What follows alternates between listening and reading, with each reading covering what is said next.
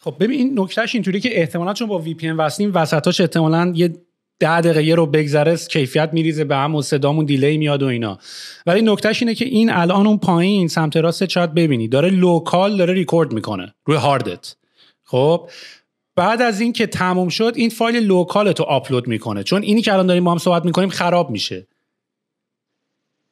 ببین اینی که میگه هنوز این ریکورد بالا میبره. شاید برای تو نشون نمیده ولی برای من نشون میده. به عنوان نه اون بالا داره نشون میده. تا الان مثلا 18 مگ الان فایل تو 20 مگ شده مثلا آلردی. آقا بود من یه 20 گیگ کلا. ببین آره الان فکر کنم الان یه 400 500 مگ میشه. نه 400 500 مگ اوکیه. ولی اومدم چیز کردم یه ویندوزم رو این نصب کردم بنده خدا رو 256 دیگه داره خیلی فشار میاد. نه it's okay. خوبه الان اتفاقا خوبه. با ایرپادز هم هستی. اصلا ایرپادز نمیدونم کیفیت‌های میکروفونشون خیلی جذاب نیست ولی باز it's still okay. من میدونستم داشت آلترناتیو دیگه. نه it's okay. چیزام برای کامera یه هک زدم خیلی هک جواب داد. به موبایلت وصل کردی نه؟ آره یه سافتور بودش رو موبایل وصل شده شو با اون دارم میرم جلو. چی شد الان؟ آره دیگه این همون سافتور است که داشتی میگفتی خیلی باحاله. خوب پول دادیم بالاش. ای بابا کجا بود ما رو؟ یه لحظه سوال من تست زدم روی زوم باهاش امروز اتفاقا. الان هم داشت نشون میداد دیگه. رو زوم جواب بود ولی نمیدونم. الان اومد دوباره. الان چیکار کردی که هر بار اومد؟ قضیه‌مو وارد کردم قضیه‌مو خارج کردم. این دم دسته هر بار لازم شد این کارو میکنم. اوکی خوبی بابک؟ خب عالی. تو چطوری؟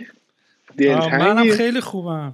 آره خیلی دلم تنگ شده بود به خصوص برای این روزهای قدیمی که با هم هی میرفتیم هی دوتایی خلوت میکردیم و هی قور میزدیم و هی حرف میزدیم. خیلی دلم براشون تنگ شده ولی 3 سال گذشت 3 سال و نیم خورده اینطورا گذشت. تو چطوری روبرایی؟ من عالی خوب. با الان تجربه اومدن دارا همه چی یه شکل دیگه ای شده پسرم. خیلی باحاله. آره چند وقت شده الان؟ خیلی نایس. الان 2 ماه و نیمش شد. یکم از تجربه بچه دار شدن بگو، چون من الان خیلی از دوستای دور و بر خودم هم خیلیشون دارن بچه دار میشن. خیلی از یه طرف خیلی خوشحالن چون مثلا یه پروسه بزرگ شدن رو میبینن. میدونی انگار مثلا یه سری چیز جدید داری از زندگی یاد میگیری، حتی راجع به خودت با دیدن یک نفری که از وجود خودت داره دوباره بزرگ میشه. دقیقاً همینو میخواستم بهت بگم. برای من دقیقاً اومدن دارا انگار که از نو دارم بزرگ میشم، از نو دارم یه سری چیزها رو دارم میبینم. ببین وقتی که ما خیلی پلان کردیم، یعنی همه چیز برنامه ریزی شده بود توی مومنتوم درست، عادل تایمش درست باشه، خودم تایمم اوکی باشه، و حتی در این حد بهت بگم که ما قبل اینکه بخوایم بچه داشته باشیم تجربه پت رو گفتیم باید داشته باشیم. یعنی گربه همون نوع اومدش تو زندگیمون و این تجربه خیلی تجربه خوبی بود که یاد بگیریم که آقا یه موجودی هست که تو باید کیر کنی ازش و هیچی قرار نیست بهت بده. یعنی اونجایی غلط داری میری که دنبال این باشی که چیزی ازش بگیری. بعد خب برای همین میگم پرکتیس رو کامل رفتیم جلو، ولی وقتی که خود بچه اومد، خود دارا اومد، یه جور دیگه ای بود. ببین تمام انرژی، تمام هم هر چی داری رو میذاری برای اون تمرکزت، الان خصوص اولاش میره برای اون. بعد یه چند روز که میگذره یه دفعه به خودت میای من کوشم، بابک کجاست، عادله کجاست، چی شد داستان؟ چون تا تجربهش نکنی اون نمیفهمی چقدر کانسامپشن داره، چقدر مصرف داری میشی. بعد اتفاقی که برات میفته اینه که به طرز عجیبی استریچ اوت میشی، یعنی آروم آروم دوباره ظرفت باز میشه برای اینکه بتونی دوباره مثلا 10-12 ساعت کارتو داشته باشی، بچه رو کیر بکنی، خونه رو مینتین بکنی. بعد الانم کرونا نمیتونی ساپورت از کسی بگیری، همه چیز رو دوش خودته. و هر حال تجربه بی‌نظیریه. این آوتسایدشه، ولی اینساید این رشد رو که تو بچه میبینی خیلی عجیبه. و یه چیز جالبی که داره دقیقاً همین مومنتومایی که این داره تجربه میکنه مال خودت هم فلش بک میشه، نه حالا ریلش نه، ولی سیمولیت میکنی که برای من اینجا چه اتفاقی افتاد که من اینجوری شدم. هی دنبال این رویه شناخت خودت هم میری که چی شد که اینجوری شد. یه اتفاق بزرگ که توش میفته یه عالم بخشش توش برات اتفاق میفته. انگار آدما وقتی تازه بچه دار میشن تازه پدر و مادر خودشون رو درک میکنن، تازه میفهمن اونا چه ایفوردی گذاشتن درش، چه چیزی گذاشتن ما به اینجا رسیدیم. آره ببین خیلی برای من بزرگه این تاپیک بچه دار شدن. الان میونه خیلی از دوستای همسن و سالای من هم داره اتفاق میفته. حالا تازه مثلا ما که به نسبت نسل‌های قدیمی خیلی دیرتر هم داریم دست به کار میشیم، یعنی مثلا همه از 24 25 26 سالگی ازدواجا رو کردن، 27 28 دیگه بچه‌ها رو دارن. ما هنوز 32 33 اصلا فکر زن گرفتن هم نداریم. ولی عجله نکن.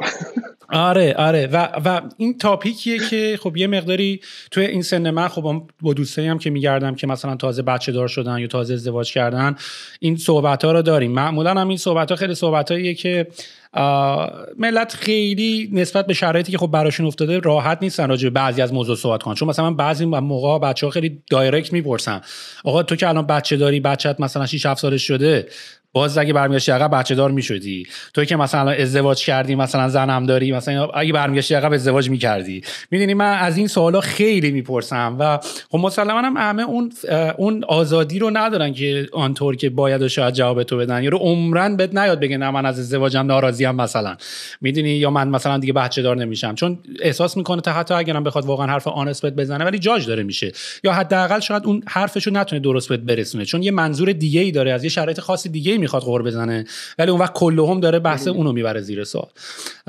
من خودم شخصا نسبت به بچه دار شدن با توجه به چیزایی که دور و بر خودم دیدم، یعنی تو دوستای خودم دیدم، تو خانواده‌های دوستای خودم دیدم، تو آدمایی که باشون گشتن دیدم، اینه که اولا من احساس میکنم یعنی اینا بعداً یواش یواش به قول ما هم برای ما هم آشنا شده. نکته اولش اینطوریه که به نظر من اصلا بچه دار شدن خیلی باید وزنش از اینی که در حال حاضر هست بره بالاتر. یعنی اینکه آقا بیا مثلا بیا با هم تصمیم بگیریم بچه داشتیم، یه بچه رو برداریم بریم تو این دنیا، به نظرم این باید خیلی وزنش سنگین تر باشه. حالا نمیگم باید براش قانون بذارن یا مثلا، ولی باید کورس بگذرونی، میدونی، یعنی چون من الان درصد فوق العاده، یعنی من میگم 80-90% دوستای من که اگر واقعا فاکتاپ هن و مغزای درب و داغونی و اینا دارن، واقعا از خانواده‌ای دارن میان که اون خانواده این تاثیر روشون داشته، و اونایی هم که خیلی هاشون موفقن و طرز تفکر سالم و درستی دارن، واقعا رفلکشن خانواده هم هست. این حرفی نبود که من تو چند سال پیش میزدم. من همیشه اینطوری بودم که تو که واسه خودتی و تو محیط خودتی و تو دوستای خودت انتخاب کردی و کاملا خیلی دیسکانکتی از خانواده‌ات، چرا اینقدر تاثیر و الهام میگیری از خانواده‌ات؟ ولی یواش یواش که دارم بزرگتر میشم میبینم همچنان هم طرز تفکر من چیزایی که توی من نهادینه شده از بچگی یا آینه کردن رفتار پدر یا مادرمه، میدونی، یعنی حرفی که خودم به خودم میزدم و الان یواش یواش بیشتر دارم میفهمم.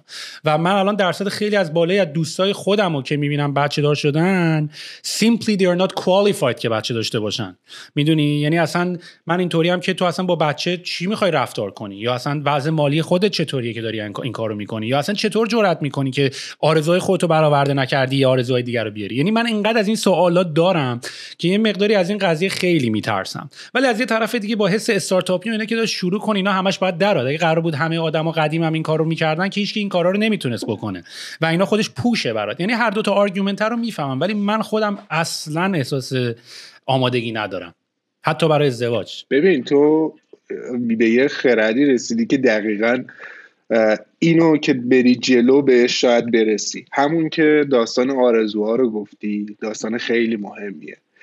خیلی از ما اتفاقی که برامون ممکنه بیفته اینه که یه سری، حالا اسمش تو روانشناسی اختگی‌هایی که داریم یا آرزوهایی که تومون کپی شده، یعنی پوش شده در حقیقت، یکی یه چیزی میخواسته اینو انداخته تو تن تو و تا تو بشکافی خودت، تراپی تو بری و هزار تا مراحل خودشناسی رو انجام بدی تا بفهمی آقا اینی که تومه آرزوی من نبوده، ویش من نبوده، مال یکی دیگه بوده، داشتم زندگی میکردم، برای همینم به اینجا باش نمیرسیدم، چون اصلا مال من نبود. لباس تن یکی دیگه رو پوشیدی بعد میخوای که بهت بیاد، خب نمیاد دیگه.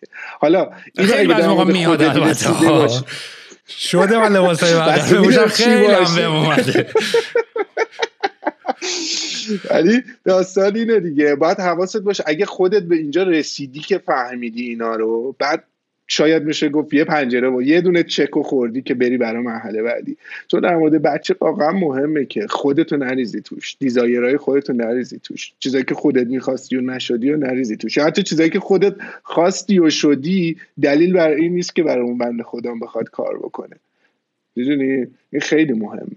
آره و میگم به نظر من واقعا یه سری کورس پدر مادر واقعا باید بگذرونن. یعنی مثلا اینطوری نمیدونم چجوری دو نفر با هم دوست میشن، خودشون هنوز بچه‌ن، یهو اجازه پیدا میکنن که یه بچه رو ترین بکنن. میگم از نظر قانونی منظورم نیست که قانون بخواد حالا جلوشو بگیره که حالا بحث فریدامات، ولی یکی اینه و دو اینکه آیا هنوز سوالایی که برای خودت وجود داشته که هنوز پدر مادر خودتو بعضی موقع خطاب میکنی که چرا منو به دنیا آوردی، یا چرا به من این پول رو ندی، یا چرا با این وضع مالی این کارو کردی، یا چرا اصلا دو تا بچه آوردی، یه دونه میآوردی که این یه نفر حالشو ببره، بخاطر این هر کی 50 مثلا حالشو ببره. و من تا زمانی که این سوالا رو نتونم جواب بدم خودم، نمیدونم به بچه چی میخوام جواب بدم. یعنی از یه استیج این که آیا از بودن خودت راضی که بخوای یکی دیگر رو بیاری یا نه. اینا طرز فکری فوق العاده دیپی ها. یعنی اصلا درصد خیلی از بالایی از ملت یا صبح پا میشن میبینن یا قراره بچه دار بشن، میدونی. ولی خب برای من یه مقداری مثلا من یکم دیپتر به این سوالا فکر میکنم. مثلا حتی برام ببین مثلا یه چیزی برام مثلا سواله اینطوریه که مثلا من خودم من باب مثال تازه من از خانواده فوق العاده متوسط، یعنی قشنگ مید کلاس، میدونی، یعنی اصلا نه رو به بالا نه رو به پایین، کاملا مید کلاس. یکی کسی که تونسته ازدواج کنه، بچه دار بشه، خونه بخره، از این داستانا. ولی من باب مثال اون موقع هم که مثلا من پدرم مثلا کامپیوتر برای خونه خرید که شرکت خودش دادید، ما علاقه داریم نشون میدیم، خب مثلا کامپیوتر خریدن چیز بابی نبود، مثلا میدونی ساز خریدن چیز بابی نبود و اینا چیزای گرونیه و گرونیه که تستش رو حتی بخوای بگیری. یعنی من فقط برای بچه کامپیوتر بخرم ببینم هاش حال میکنه یا نه، یه پیانو براش بخرم ببینم حال میکنه یا نه. و من مثلا یکی از دوستام که اینجا الان تازه بچه دار شده و تازه مهاجرت کرده، دوتا کار خیلی سنگین رو با هم کرده، هم بچه دار شده هم مهاجرت کرده، ازش میپرسم که آمادگیشو داری برای این بچه کلی خرج بکنی، کلاس پیانو بذاریش حال نکنه، کلاس ستار بذاریش حال نکنه، کامپیوتر براش بگیری حال نکنه، دوباره ترای بکنی، میدونی کوالیفای هستی تمام. ببین به حالا به نظر من الان یه دنیایی شده که واقعا یه مینیمم امکاناتی رو باید پروواید کرد. یعنی منبع مثلا اگه برای من یه کامپیوتر نخریده بودن چه اگه آف شرکت پدر من کامپیوتر نداشت، من اون تو نمیدیده بودم که با پرینس و دوم و ولف و اینا آشنا بشم، یادم اونو با NC با نورتون کاماندر باید میرفتیم تو اینا اگزه باید اجرا میکردیم. آره اگه اون موقع من آشنا نمیشدم الان معلوم نبود من پت من کجاست. یعنی پت من کاملا یه چیزی که شاید توی 7 8 9 سالگی برای من شکل گرفته و اگه اون پدر و مادر نتونن اون شرایطو فراهم بکنن، چون همین الانش هم که با خانواده‌ای ما، من الان داشتم با مامانم تلفنی صحبت میکردم، گفتم 12 سال ما پاشیم اومدیم کانادا، یه خونه نمیشه مثلا تهیه بفرمایید که ما اینقدر دهنمون سرویس نشه هرچی پول در میاریم اجاره بدیم و توی خونه‌های در و داغون و اینا، میدونی. و ببین حالا اینا رو قور نمیزنم ولی خیلی میافتادم جلو. مثلا اگر از 12 سال پیش من این همه پولمو سیو کرده بودم به جای اینکه اجاره بدم، دانشجویی اومدی دیگه، قرار نبود پول داری مثلا اجاره بدی و اینا، و ما واقعا نداشتیم. یعنی مثلا من دارم میگم مید کلاسی که دیگه خانواده من نمیتونست مثلا بعدش دیگه پستش دیگه که مثلا من اومدم اینجا توی 18 سالگی مثلا کمک کنه بگی برات ماشین میخرم، برات مثلا خونه میخرم، این کارا رو بکنم، میدونی. همین دارم ندارم، نه ماشین دارم، یه خونه اجاره‌ای دارم، میدونی. این طرز تفکر منه. یه مقداری البته سختگیرانه هستا، ولی خب یه مقداری آینده اون بچه هم میدونی، ما خودمون آدمای لزوما هپی نیستیم. من میدونم با تو صحبت کنم از توش 1000 تا چیز میکنم بیرون، با هر دوست خودم صحبت کنم ازش 1000 تا چیز میکنم بیرون. اینجوری هم که آقا چی شد حالا یکی دیگر رو بخوای ورداری بیاری وسط. خیلی حرف زدم. دیدین که میگی نه قشنگ، به خاطر که خیلی کارو میتونیم بکنیم باهاش. یکی از چیزایی که از توش گرفتم یه متد رفتاره. چی میگن طراحی رفتار، دیزاین بیهیویر مال بیجی فاکس. بعد خیلی قشنگ میاد ریاضیش میکنه، من ریاضی میشه یه چیزی خیلی راحت تر میفهمم. میاد میگه که آقا رفتار ما، اینکه ما یک رفتاری رو میکنیم برابر اینه که یه محرکی وجود داشته باشه، این ضرب بشه در توانایی ما، ضرب بشه در انگیزه ما. خب بعد اینی که تو میگی دقیقا همینه. اون قسمت توانایی شامل پول، شامل زمان، شامل فیزیکال ایفورت، مثلا تلاش فیزیکی که تو برای یه چیزی میکنی. و دقیقا اینی که برای یک سری از رفتارها هر چقدر این داستان توانایی برای تو تسهیل شده باشه، خب منطقا این رفتار از تو بهتر سر میزنه. اینکه تو در معرض برای تو امکانات موسیقی گذاشته باشن، در حقیقت همونه که توانایی رو برای تو، این توانایی رو از بازه سختی آوردن به بازه آسونی. در نتیجه تو با یه میزان انگیزه کمتری هم شاید نسبت به یک کسی که اینو نداره امکان این رفتار رفتن سراغ موسیقی رو داری. در حقیقت این نکته مهمیه در مورد اینکه دنبال چه رفتاری از یکی باشیم. بعد ببینیم که آقا اینا چی جوریه توش. مثلا در مورد محرک‌ها شاید هممون به یه اندازه محرک بگیریم، الان خصوص الان که سوشال مدیا هم هستش، محرکات میشه گفت برابری داره میکنه. چیزی که تفاوت وجود داره در حقیقت اون انگیزشه و داستان توانایی. و اینکه حالا چی جوری ما بتونیم این توانایی‌ها رو در حقیقت آسانی انجام کار رو از سخت بیاریمش به آسون. حالا یه بخشیش رو من اینطوری میبینم که آره میگیم پول، ولی میشه یه سری ترید آف کرد. مثلا ترید آف با زمان.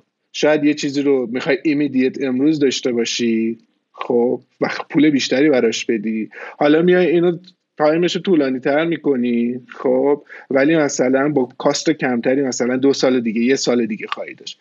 برای همین دیدم میگم نسبیه. یه بخشیش رو آره خانواده اگر این کارو کنه نقش تسهیلگری رو داره، از یه جایی به بعدش اینه که فردم بخواد این کارو بکنه، فردم بخواد بفهمه چی جوری داره رفتار میکنه و دنبال این قضیه شناخته باشه و حالا بیاد اینا رو ریورس کنه، دوباره ببینه کجاش میلنگه، اون اصلاح کنه، بیاد درستش انجام بده. آخه کسی که میخواد مثلا بچه داشته بابک به نظرت نباید تست سلامت روان بده مثلا؟ میدونی ببین به قطع یقین یه چیز تو میدونی در مورد من الان اون موقع 8 سال بود، الان 12 سال دارم تراپی میشم. خب یا مثلا عادله الان 6 سال داره تراپی میشه. بعد فقط تراپیه که نیست، من برای شناختن خودم مثلا هند رفتم، ویپاسانا گذروندم، چه میدونم برو آنتولوژی رو بگذرم، میدونم هستی شناسی و مثلا اون چیه، همه اینا رو گذروندم تا به یه شناختی از خودم برسم. تازه به یه پیس مثلا این پیسه رو شاید بگم 5 سال پیش به یک صلحی با خودم رسیدم که اینی که هست دوست داشته باشم. تازه رسیدم به اون استیج که خودم رو دوست داشته باشم، تازه اتفاق جادویی افتاد، اونم که بتونم یکی دیگر رو دوست داشته باشم، بتونم اینا رو با اون سهیم شم. و اون موقع تازه من ازدواج مثلا ورود کردم به ازدواج، با اینکه مثلا قبلش هم رابطه‌ای بوده، ولی وقتی ازدواج اتفاق افتاد که آره من خودم رو دوست دارم و خودم رو قبول دارم و میتونم نیازهای روانی و مادی خودم رو برطرف کنم. حالا استیج بعدی بعد از ازدواج اومدیم جلوتر، 4 سال بعدش داستان خود بچه. به نظر من هر کی به نوبه خودش باید این فرایند رشد فردیشو به یه روشی، مالا هر کسی یه جوره، یکی شاید نمیدونم شاید با دین بتونه برسه، من نمیدونم، ولی یکی میره مثلا سراغ مراقبه و بودیزم و ویپاسانا و اینا، یکی میره سراغ تراپی، یکی میره اصلا با چند تا کتاب شاید به این نتیجه برسه. ولی این قضیه از شناخت خود میاد. من یه شناختم، حالا یه نکته در موردش هست، شناختی که تجربه کردی با شناختی که حفظش کردی خیلی فرق میکنه. خب یعنی تو یه زمان یه چیزی رو در مورد خودت کشف میکنی، من بهش میگم تو میدونیش، ولی این به خرد تو تبدیل نشده، تو واقعا در عمل پرکتیسش کنی، واقعا تو زندگی کار بزنیش، بالا پایینش رو ببینی چی جوری کار میکنه، چکش کاری کنی تا بشه بیاد توی روتینت.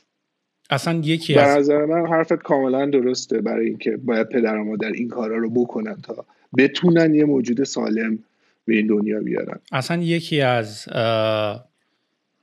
چیزایی که من توی این دنیا فهمیدم اینه که فرق فوق‌العاده زیادی بین دونستن یه چیزی و درک کردن یه چیزی وجود داره و خیلی فرقش هم بزرگه. یعنی اصلا کسی که شاید فقط یه چیزی رو بدونه یه مقداری شاید حتی نتیجه عکس هم داشته باشه. یعنی من باب مثال خطرناک بشه. آره مثلا من باب مثال اینی که این جمله رو ما خیلی زیاد شاید شنیدیم که اول باید خودت دوست داشته باشی، میدونی، و شاید برای خیلی یه معنی سطحی داشته باشه، خب من خودم رو دوست دارم، میدونی، مثلا با خودم حال میکنم مثلا. در صورتی که خودم رو دوست داشته باشم یعنی که خودتو اول همه چی بذاری. میدونی من یاد چه مثالی میافتم خودتو دوست داشته باشی؟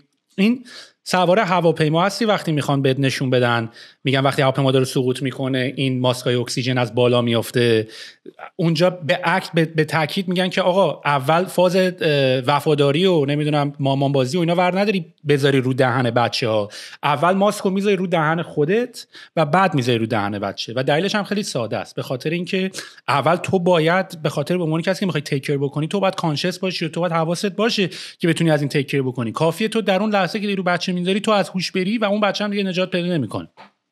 تو رابطه‌های ریلیشنشیپ هم دقیقاً همینطوری.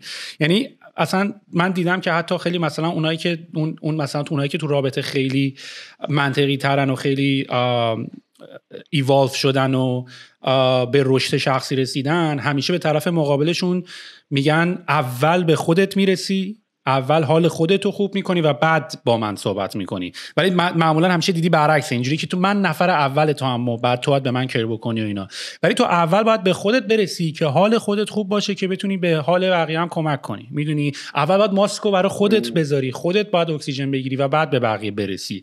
من اصلا بعضی موقع بابک مثلا دیدی که مثلا ملت مثلا میگن فاز میگیرن، میگن دمت گرم چقدر مثلا ورزش میکنی، نمیدونم کار میکنی، نمیدونم مثلا این کارو میکنی، پادکست اپ میکنی، اون کارو میکنی، یه یواش یواش به ما فاز میدن، ما هم ایگومون رشد میکنه، میگن مثلا ما هم فکر میکنیم خیلی خفنیم و مثلا خبری و اینا. ولی در واقع اتفاقی که در عمل داره میفته یه احساس ریسپانسیبیلیتی و احساس وظیفه هم هست، میدونی. یعنی من اگر میخوام برای خانواده خودم شرایط رو فراهم بکنم که مثلا از ایران بیارمشون مثلا پیش خودم، خونه خوب براشون بخرم، جای خوب بگیرم، آدمایی که استخدام کردم تو زندگیشون موفق بشن، بتونن کار بگیرن، من اول از همه باید حال خودم خوب باشه، میدونی. یعنی من باید اول خودم در بهترین حالتم باشم که بتونم اون شرایطو برای خواهرم، برای پدرم، برای مادرم، برای دوستام. یعنی من بعضی موقع دوستام اینجوریام، یعنی مثلا بعضی موقع دوستام دارم صحبت میکنم مثلا همه لش کردن و دارن مثلا هیچ کار خاصی نمیکنن و اینا، اینجوریه که آقا شماها که هیچ کدومتون پیگیر قضیه نیستین.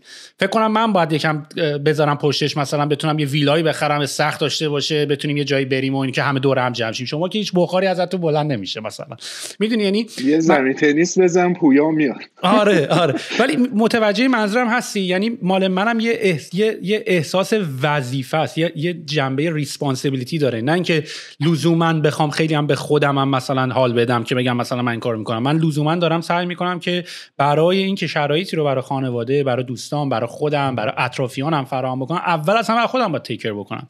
و من آدمایی که از خودشون تیک کیر نمیکنن از زندگیم کات میکنم، به خاطر اینکه اون وقتی به خودش نمیرسه چجوری میخواد به من کمک بکنه یا بخواد یه همافزایی توی اون جمع ما داشته باشه، میدونی. و به نظر من اینا چیزاییه که توی کتاب جردن پیترسن هم خیلی راجعش صحبت میکنه. اصلا جردن پیترسن یه کتابیه که روی صحبتش با آدمای کلا تنبله و اصلا اینطوری که آقا من اصلا با تو صحبت نمیکنم که بخوای بشینی با خودت فکر کنی به این نتیجه برسی که وای نباید اینطوری باشم.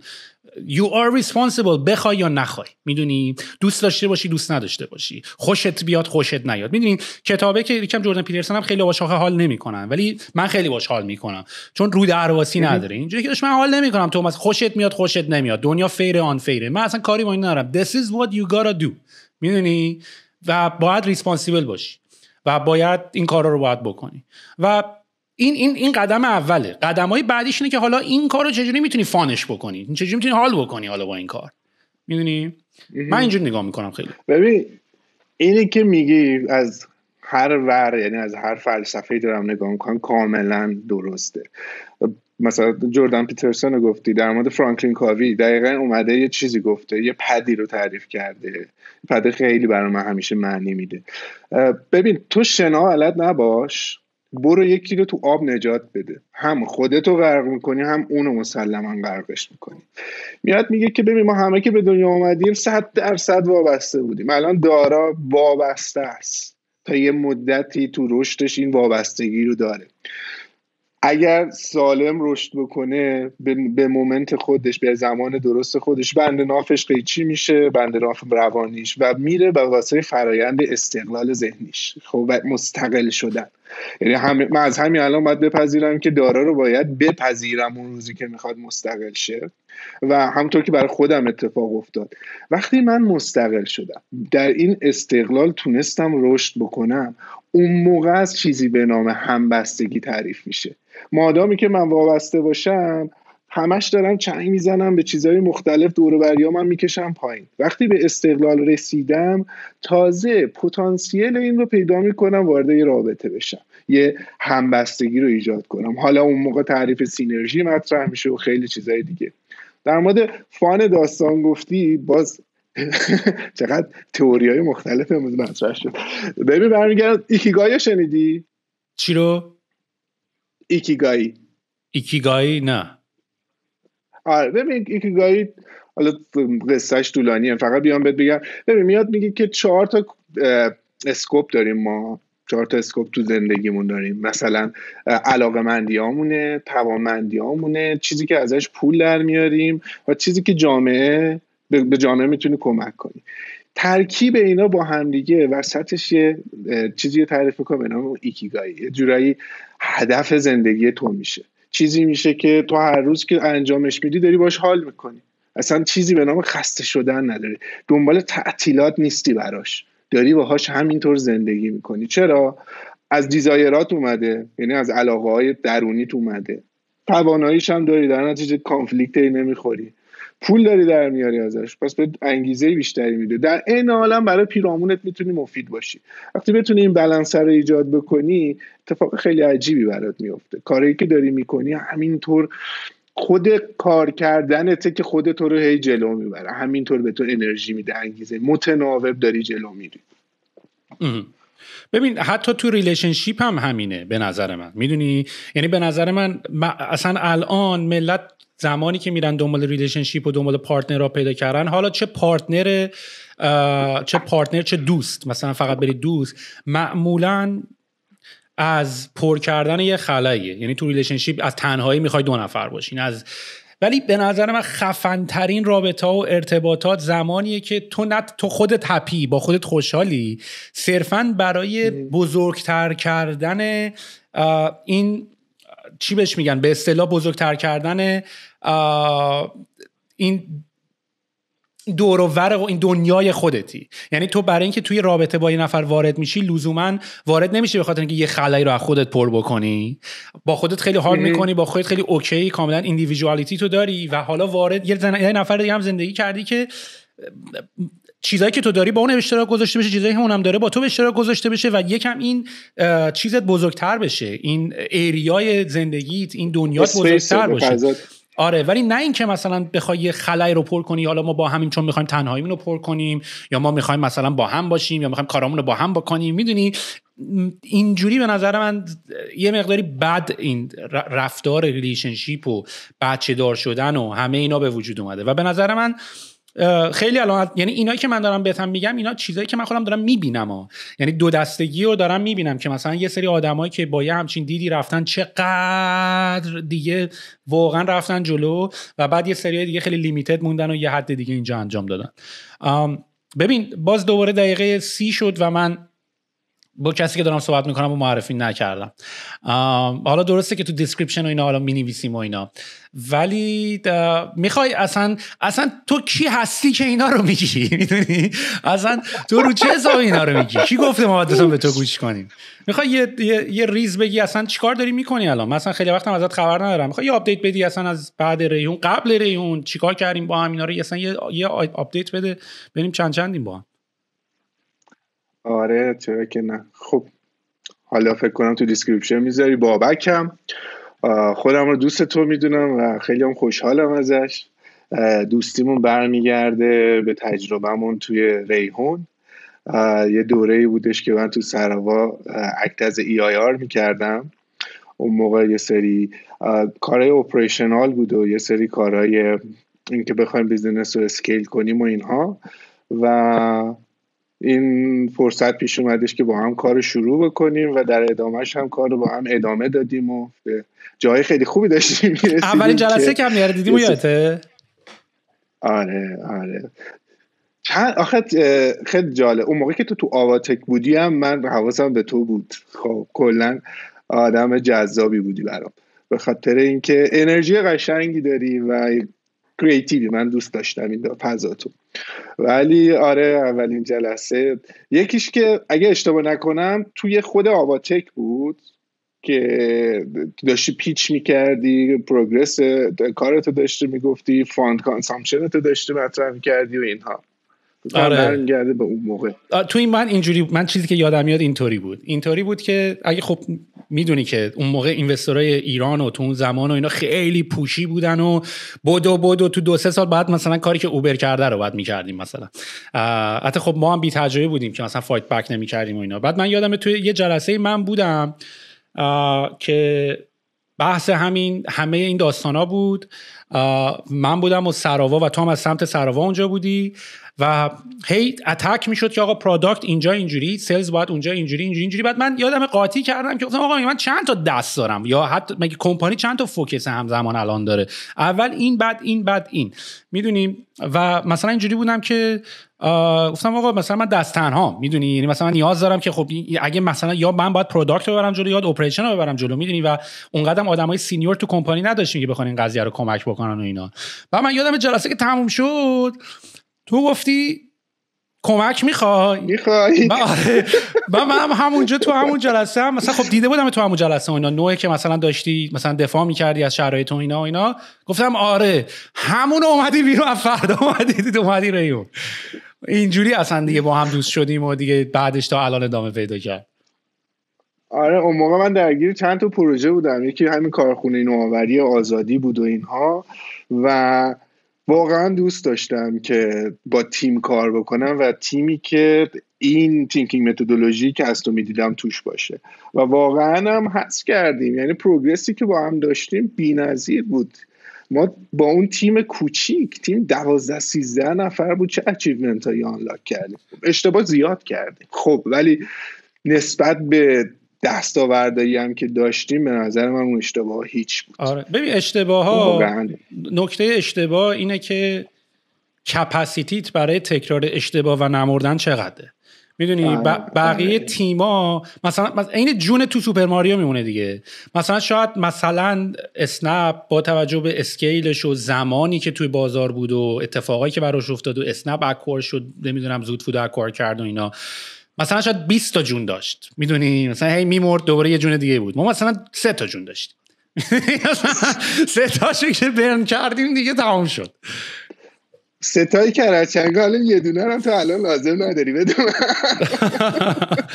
آره و کلا استارتاپ واقعا همینه دیگه. چجوری مثل همون داستانی که توی اون فیلمه میگفت it doesn't matter how hard you get hit میدونی، ولی مهم اینه که چند بار ضربه بخوره تو صورتت. تو مهم نیست چند بار ضربه میخوری، مهم اینه که پاشی، مهم اینه که ضربه مثلا عجیب نخوری که دیگه پا نشی، دیگه نمیری میدونی. و این از لانگ از این که بخوری بتونی پاشی هنوز جا داره برای اینکه بتونی برنده بشی. ولی آره خیلی اتفاقات unfortunately افتاد. هنوز که هنوزه از نظر روانی برای من خیلی تاثیر داشته، حتی خیلی کمکم کرده. خیلی از اشتباهاتمو دیگه نمی‌کنم، خیلی از کارا رو دیگه با اینوستورا نمی‌کنم میدونی، یعنی مثلا یه نوع صحبت‌ها و یه سری کارا و یه سری حرفا و یه سری اتفاقا و اینا تمام تجربیاتی بود که توی اونجا قضیه پیدا کردیم. و حالا هم دیگه من که تکلیفم بعد از ریحون مشخصه. تو بعد ریحون مشغول چیکار شدی؟ خب ببین 4 سال کار کردیم، بعد 4 سال یه دفعه هیچی به هیچی. خب خیلی سخت بود، ضربه خیلی سنگینی برای خود من. صفر nothing. و خب فشار روانی خیلی زیادی داشت. اولاش هی مقاومت داشتم که نه چیزی نشده آقا، دوباره یه چیز دیگه. بعد یه خورده گذشت به خودم اومدم گفتم نه تو زخمی، اول باید خودتو بلیسی، اول باید زخماتو خوب کنی، اول باید حال خودتو، همین حرفی که زدی، اول باید حال خودتو خوب کنی. نه توی هیجان، توی خشم، توی اینا تو نمیتونی چیزی بسازی. اول باید حالت خوب بشه. وقتی این حالت خوب شدش، ببین حالا چی خلق میشه. خب این فرایند کیر کردنم، مراقبت از خودم، اتفاقات خیلی خوبی توش افتاد. چیزهای جدید یاد گرفتم، با کانسپت‌های جدید خیلی مطالعه کردم. چند تا کار شروع کردم، فری هم شکست خورد. یعنی شکست که فری دیدم مال من نیست، گذاشتم کنار. با یکی از بچه‌ها پویا یه کاری شروع کردیم، یه کاری تو حوزه کشاورزی شروع کردیم. ولی اینا همش رسید به یه نقطه‌ای که همین داستان ایکیگایی رو شروع کردم در مورد خودم در آوردن که واقعا من چیکارم، دوست دارم چیکار بکنم. خیلی جالب بود که خیلی سریع خیلی اینا کنار هم چیده شد. وقتی میبینی یه سری چیزا به هم ربط داره، این آهنربا به هم جذب میشه. دیدم توانمندی‌های من تو حوزه مربیگری و کیر کردن و کانسالتیشن، و حالا کانسالتیشن یه تعریف دیگه‌ای داره، ولی توی این که بتونی به دیگران کمک کنی، ایمپاورشن هم به من حس خوبی میده، همین که جزء دیزایرامه، من باش حال میکنم. این که بتونم به کسی کمک کنم، یعنی چیز ولیو یکم میشه خیلی جا، یعنی چیزای دیگه میشه سوم چهارم پنجم، مثلا مالیش میشه سوم چهارم. اولیش اینه که اصلا من میتونم کمکش کنم یا نه. شاید رابطه خود من و تو هم اصلا با همچین چیزی شروع شد. بعد دیدم که خب آیا من اینو میتونم فاینانشیال پلانی براش داشته باشم، که رو اون شروع کردم کار کردن. حالا برات میگم. و اینکه از همه مهمتر این که دیدم برای پیرامونم مفیده. یعنی دارم یه کاری رو میکنم که میتونه برای آدمای دور و برم مفید واقع شه. چرا؟ ببین برای من و تو شاید هدف داشتن، رویا رو بریک داون کردن به اهداف رو بریک داون کردن به گام ها و این حرکت کردن و خودتو رصد یه چیز روتینی باشه که اصلا چیزه مثل رانندگی کردن باشه، بذار فکر نمی کنی. ولی واقعیت خیلی ها هستن که نیاز دارن که اینها یادآوری بشه براشون، یا تو اون فضایی که گفتم بهت برای اینکه یه رفتار اتفاق بیفته ساپورت شن، تسهیل شن. و این داستان مربیگری برای من اومد بالا. ولی این مربیگری قبلا هم اومده بود بالا. قبل از اینکه اصلا من به سراوا ملحق شدم، یه کاری رو برای خودم راه انداخته بودم به نام آمین تو حوزه توانمندسازی و توسعه فردی. اونجا به یه سری باگوبوک خورده بودم، از اسکیل نشدنش، پروداکت دریون نبودنش، هیومن اورینتد بودنش، اپریشن بالاش و خیلی چیزایی که باعث شده بود که اون موقع هم که من داستان سرمایه و برو پول از این بگیر و گروس تا انجام بده، اینا رو اون موقع واقعا نمیدونستم. امکاناتی که تو ایران بود برام انقدر باز نبود. اون دوباره نمرد و دوباره الان زنده شده و اتفاقی که داره میفته، یه کاری رو راه انداختیم به نام کوچتو که تارگت دقیقاً همینه، کمک کنیم به آدم‌ها که بتونن رضایتمندیشون از زندگیشون بالا ببرن. و تو حوزه رشد فردی و توسعه فردی داریم کار میکنیم.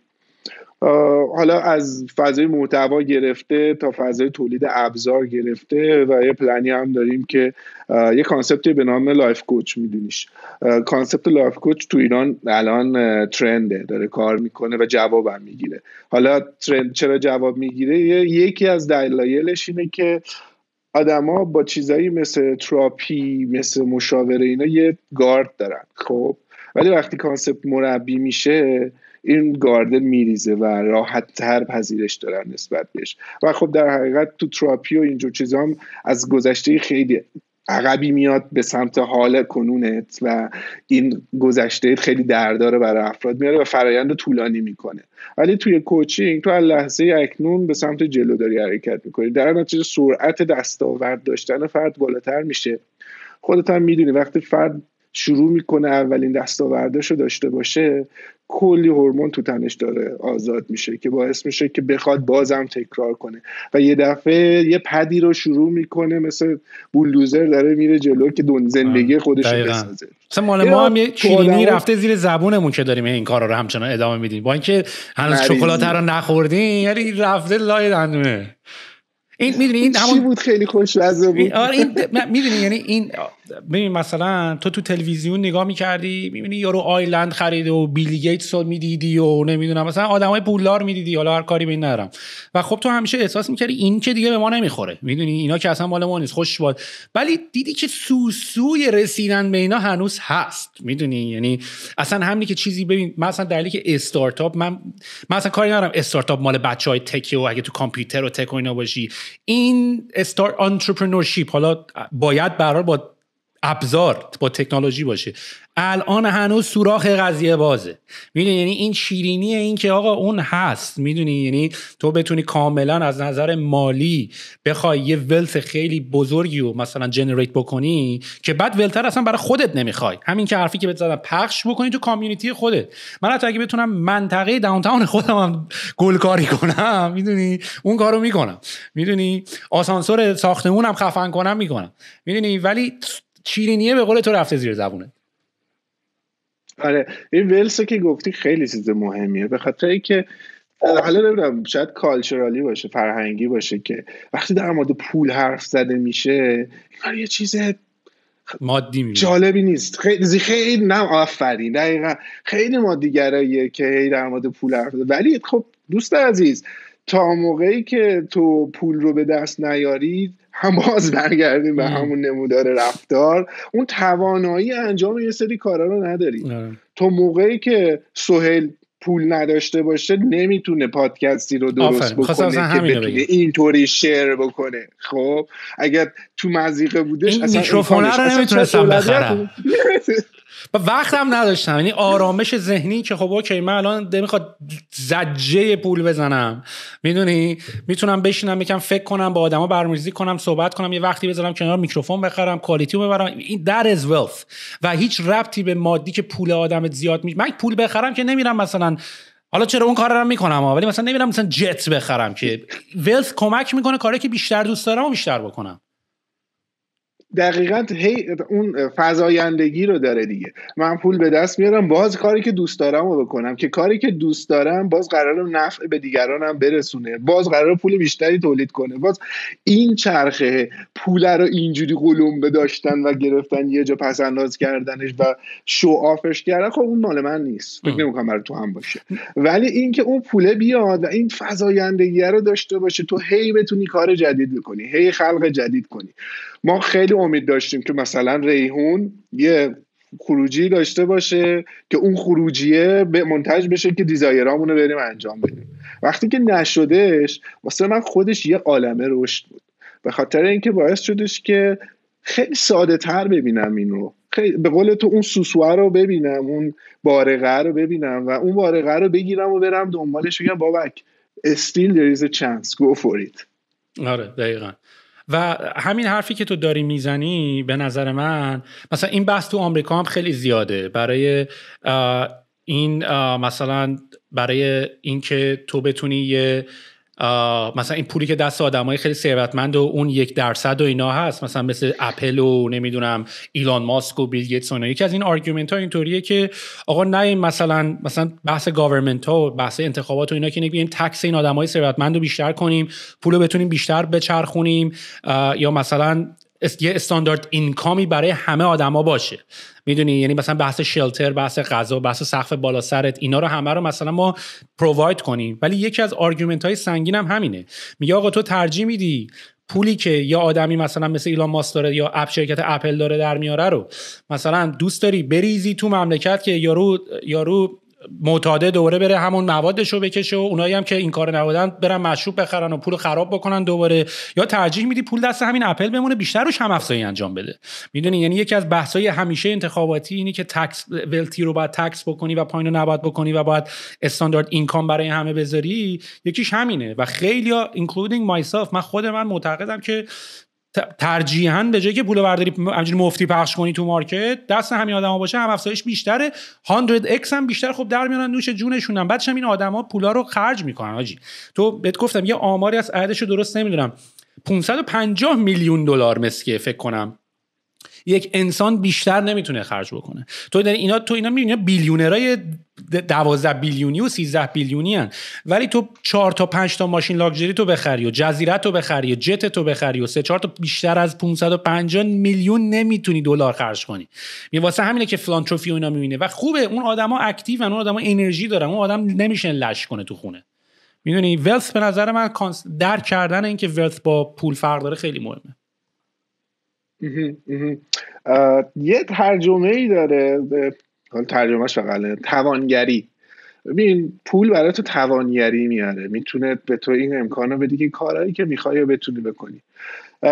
ببین در مورد اون سوسیالیسمی که گفتی، اعتقاد من اینه که تا لولی که آدما بتونن ادوکییت شن، به خاطر که تا قبل از اون خیلی خطرناکه ولشون کنی. یعنی طرف امکان یادگیری هم نداشته، این خطرناکه. تا جایی که آقا این میتونه تحصیل کنه، میتونه دانش کسب کنه، امکانات اولیه یادگیری رو داره، به نظر من این خوبه. ولی از اونجا به بعدش که میره سمت این که حالا پول ماهانه بیاد به حسابونه و اینجوری بیاد و اونجوری بخواد ساپورت بشه و اینها، به نظرم شاید چیز باشه، تنبل میکنه آدم رو. داره میاد دیگه، طرف شروع میکنه چی میگن، توقعاتشو فقط آوردن پایین، جای اینکه بخواد برای بیشتر، بخواد برای اینکه خودش هم یکی از اونایی باشه که بتونه هم افزایی ایجاد کنه، بتونه بده به دیگران. میشه فقط در حقیقت داری آب به آسیاب وابستگیش میریزی. حالا ما اگه بخوایم تو رو پست ریحون بررسی بکنیم، کسی که داره میگه من برای خودم دارم خیلی وقت میذارم، دارم خودمو میشناسم، دارم تراپی میکنم، به کجا رسیدی حالا؟ ببین چیزای متنوعیه، یعنی بخوام نام ببرم نیست، یعنی یه فضاه، یه اسپیسیه که من الان توشم و این اسپیس نسبت به 1.5 سال پیش خیلی بزرگتره، خیلی چیزا توش داره جا میشه و خیلی اتفاقات بزرگتری توش داره میفته. ببین افتر ریحون برای من خب انگار همون زمینه بودش که گفتیم، خوردم و بعدش بلند شدم و این بلند شدنه در قامت این بودش که حالا چی دوسته. ببین یه چیزی، یه اعتراف میخوام بکنم، ریحون دیزایر من نبود. من عشق نمی کردم سفارش آنلاین غذا داریم کار میکنیم، یعنی خیلی مواقع اینجوری فکر میکردم که چی جوری وصلش کنم به ارزش‌های انسانی. آقا زندگی آدم‌ها رو آسون میکنه، ولی اون خودت میدونی اون ته اینجوری جزء اون اینجوری نبود که آها اینجوری داره مثلا یه ولیوی خلق میکنه و من دارم باش حال میکنم. و این زمین خوردنه یه فرصت به من داد که حالا چی کار میخوای کنی. حالا آیا میخوای بری یه دونه اصلا گاو شیرده را بندازی؟ آره. ببین من این فرصت رو داشتم که خب بگردم دنبال چه میدونم استارتاپ های برتر دنیا، چی اینجا نیست، پاشو برو اونو بزنه به هوا چه اگرم اینجا جواب نمیده خب اپلای کن برو یه جای دیگه بزن. به هر حال انقدر دانش و آگاهیشو دارم که بخوام این کارو بکنم. ولی چیزی که برام بودش اینه که نه، حالا بیا ببینیم اون دیزایر چی قراره هم به خودت حال بده، هم یه حالی به بقیه بده، حال بقیه رو هم خوب بکنه. و این حال بقیه خوب کردنه یه حال مانایی باشه، یه ماندگاری داشته باشه. در حقیقت این داستان رشد فردی، حالا پرسونال دیولپمنت شدش اون پیلاری که من دارم دورش میچینم، این آینده بابک رو، مسیری که بابک داره حرکت میکنه، این که کمک کنم به پیرامونم که بتونن رشد فردی متناسب خودشون رو داشته باشن و از یه جایی به بعد خودشون پروگرسیو این حرکت رو ادامه بدن و اونها هم کمک کنن دیگران این کار رو بکنن. چون پشت رشد فردی خیلی چیزا اتفاق میفته. وقتی طرف شناخت بهتری از خودش داره، خانواده بهتری داره، پس بچه سالم تری داره، پس رضایت بیشتری داره، پس تو محیط کارش هم اوکی تره، پس بدن سالم تری هم. میدونی یه چینه که برای من از ذهن من از داستان رشد فردی شروع میشه و تمرکزم رو گذاشتم روی این داستان، حالا چه برای خودم چه برای آدمای دور برم. ببین البته بابک یه نکته‌ای هم که هست اینه که از یه طرف دیگه، اینو فقط دارم صرفا میگم که برای کسایی که دارن گوش میکنن یا میبینن از یه ور دیگه یه برداشت دیگه نکنن. از یه طرف دیگه هم خیلی یا باید خوششانس باید باشی یا باید خیلی شانسی باشه یا اصلا به نظر من نمیشه که بخوای بگردی ببینی چی خوش میگذره، چی حال میده، چی حال نمیده. یعنی تا زمان اینکه شروع یعنی با گشتن خالی رو کاغذ نمیشه، با انجام دادن میشه. میدونی یعنی مثلا یه مثالی که مثلا من تو ذهنم میاد، ببین مثلا حالا راجع به این قضیه ریحون گفتی، من همین قبلا این قضیه رو گفته بودم، ولی ایونچوالی به هر حال تو پشت هر بیزنس دیگه هم بشینی شبیه هم هستن تا حدودی. برای باید تهش پشت یه سری داشبوردی هستی و داری یه سری عدد رو بالا پایین میکنی، داری حواست وای میسی که یه سری KPI ها برسه. یعنی چه ریحون باشی، چه ترایب باشه، چه یه بیزنس دیگه باشه، بعد از 3-4-5 سال که پروداکت رو دیولپ کردی، بعدش لایف استایل خیلی های لول استراتژی ست کردن و KPI ها رو نگاه کردنه. یعنی باز شاید مثلا دی تو دیت خیلی فرق نکنه. در رابطه با ریحون هم خب مسلماً من همیشه این مثال رو میزدم، مثلا گفتم که ببینید نگاه کن، مثلا گوگل مثلا اومد با گوگل ادز اومد یه سوراخی پیدا کرد برای پول درآوردن. یعنی اینا گوگل رو درست کرده بودن و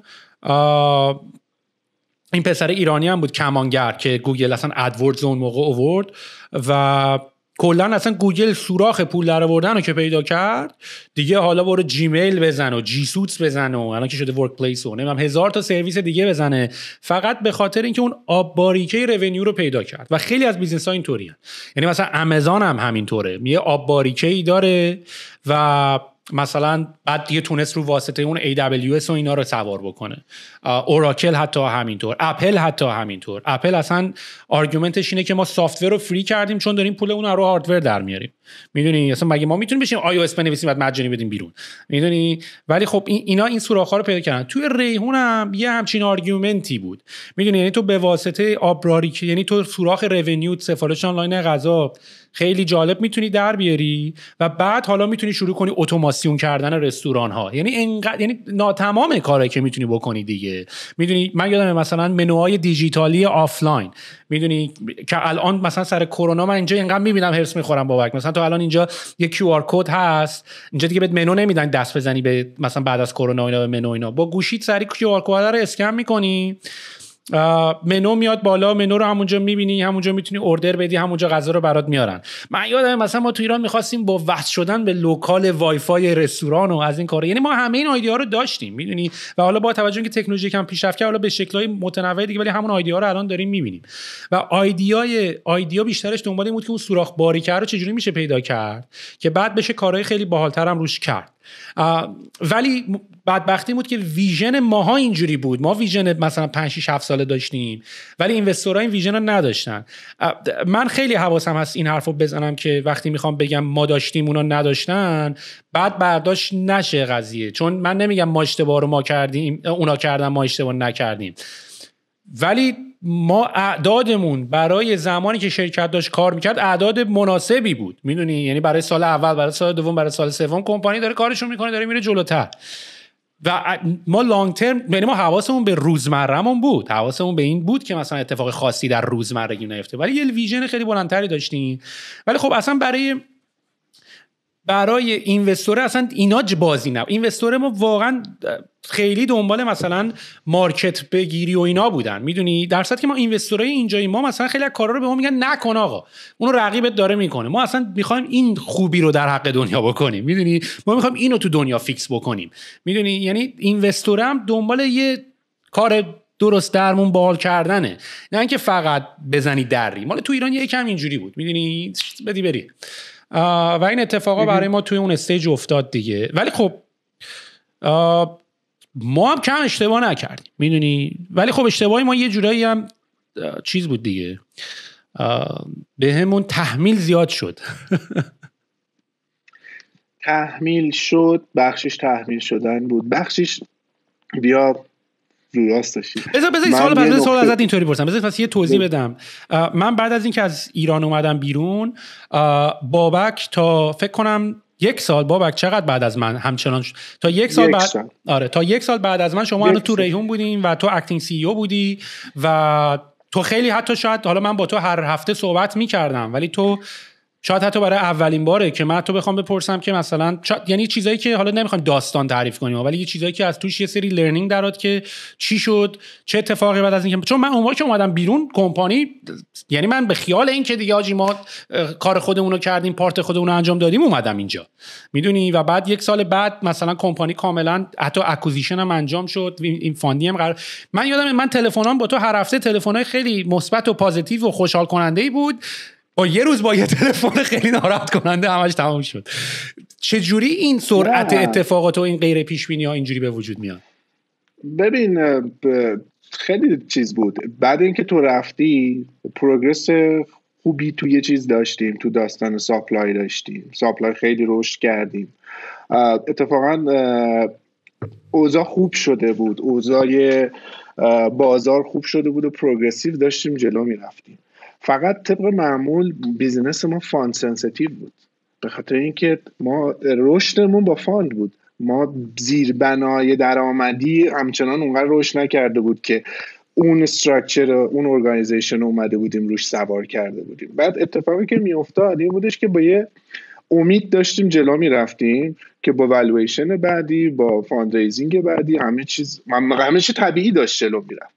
ولی خب سوال یه اتفاقی افتاد که هیچ کدوم ما کنترلی روش نداشتیم، نه تو، نه من، نه تیم یونانی، نه سراوا. اونم این که ارزش ریال ریخت، یه دوم، یه سوم، یه چهارم، نه تا یه دهم رفت. خب و این معنیش چیه؟ معنیش اینه که وقتی که من و تو اینوستور خارجی داریم و اون بابا با یورو اومده رو ما اینوست کرده و الان پولش یه دهم داره میشه، هیچ انگیزه‌ای برای ادامه نداره. در این حالم نمیتونه اون کوپریشن رو با الباقی داشته باشه که بخواد تو فاندریزینگ بعدی تومنی بیاد و اون پولی که اون موقع گذاشتهش بخواد اونقدر دایلوت بشه. در نتیجه شروع میکنه یه سری دست و پا زدن.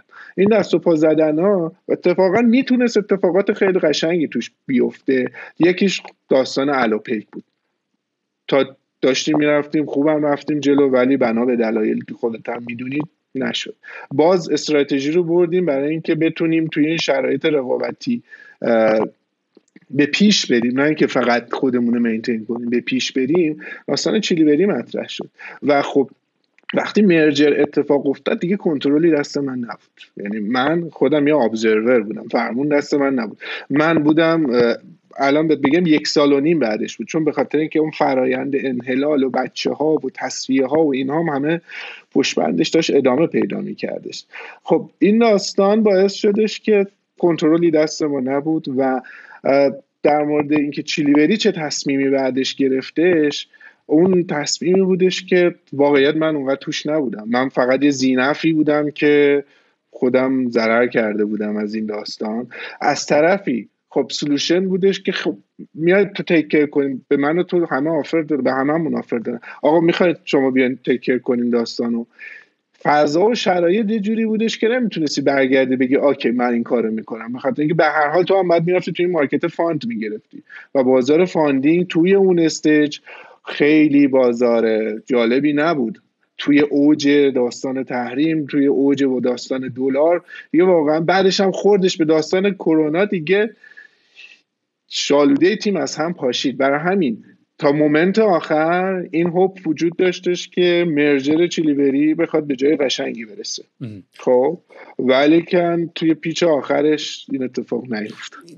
قبول داری ما وقتی کرونا شد به هر حال میدونستیم این قضیه قراره روی سفارش آنلاین تاثیر خیلی بزرگی بذاره. واقعا به نظر من اگه میشد یه کم دیگه خودشونو نگه دارن، دوران طلایی سفارش آنلاین غذا بود.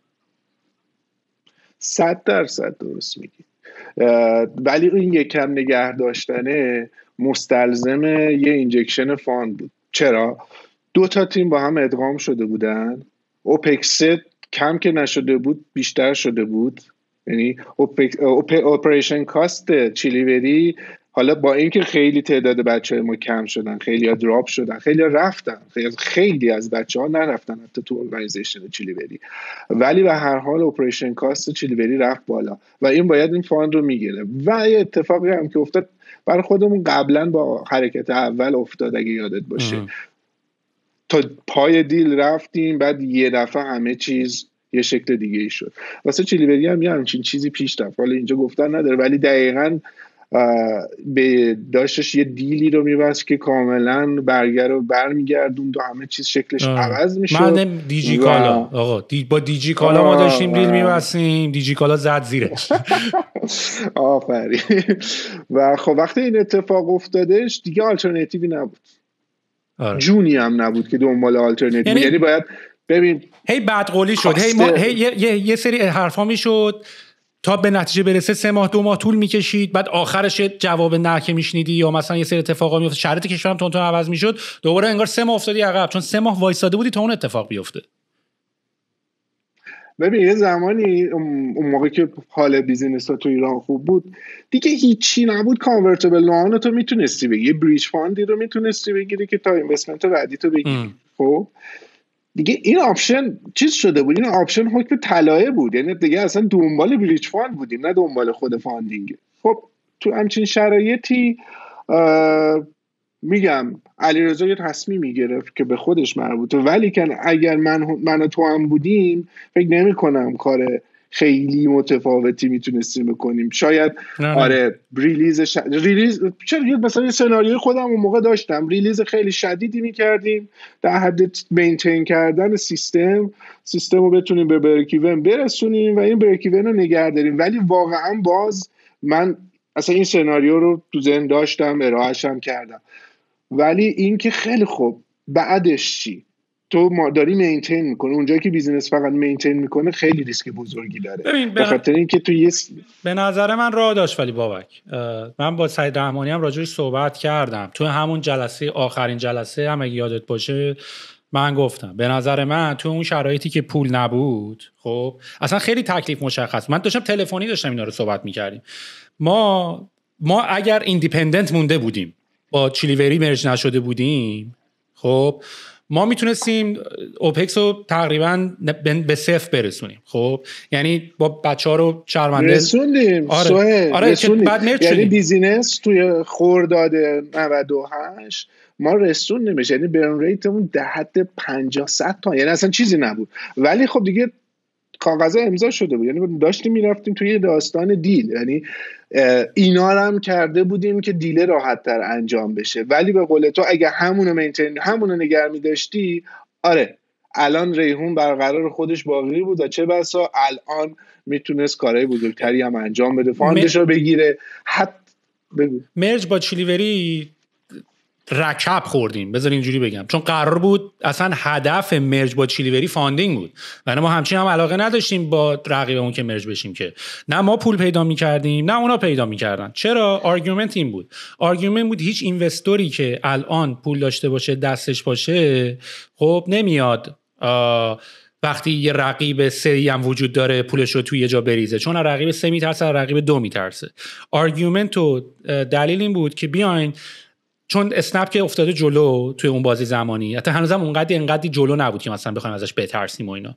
آرگومنت این بود که شما 2 و 3 بیاین با هم مرج بشین یه دونه، که اینوستورها آپشن اینوستمنت نداشته باشن که بگن آقا ما رو چیلیوری می‌خوایم بزنیم، رو ریحون بخوایم بزنیم، ذهنشون آماده بشه که آقا یه دونه کمپانی می‌خوایم پول بزنیم. یعنی رو آرگومنت یه قدم عقب‌ترش رو بگم. بهمن 97 بود، یه انانسمنت بودش که 40 میلیارد تومان، 20 یا 40 تومان فکر کنم فاند دارن میگیرن. خب و این اون جرقه‌ای بودش که آقا بیا هندشیک کنیم و این پوله و این بیزنس ها رو هم بذاریم و بریم به سمت جلو. ولی خب ما با این هویجه رفتیم جلو، ولی اتفاقی که 3 ماه همون بعد از اینکه LOI ها رو امضا کردیم اینا افتادیم، there is no money. از فروردین تا خرداد که ما بیزینس رو شروع کردیم به بریک ایون رسوندن که بره توی اون ادغامه، یه بارقه وجود داشت که یه پولی قراره بیاد توی این بیزینس. بعد که رسیدی به اون نقطه، کلی هزینه دادی، کاراتو کردی، بعد دیگه پول وجود نداره، خب همه چی به هم خورد. و باز هم امیدای دیگه هم بود که این مرجر میتونه منتج بشه به همون دیجیکالا و خب اونم نشد. اصلا این بود، یعنی ما روی حساب همه این کارا رو داشتیم می‌کردیم، گفتیم قرار بود که عقلمون میرسید، انقدر اشتباه نکردیم. همینو میگم، یعنی خدا رو شکر داریم راجعش صحبت میکنیم. همینو میگم که چون ممکنه هی من بگم اشتباه، یه سری‌ها بگن اینا واسه خودشون اشتباه خودشون نگاه نمیکنن. واقعا قول و قرارا انجام نمیشد. میدونی هندشیک کردین، یعنی دو تا مرد دست دادن با هم امضا کردن، دیگه چیکار میخوای بکنی دیگه؟ میدونی. و به نظر من حتی که واقعا کسی هم نمیشه متهم کرد، مثلا بگی دیجی کالا نامردی کرد، یعنی کسی نمیشه بلند کرد که کشور مال این اصلا بحث این بحثی که من دارم همیشه میکنم، یه سری میان میگن ایران ما وطن ما، اینا این کشور برای اون کار نیست. حالا میخوای بساز دمت گرم، برو با بیل میبینی شبیه زندانیاست، میخوای تو دیوار به بتونی بزنی 20 سال طول میکشه تا ازش بزنی بیرون.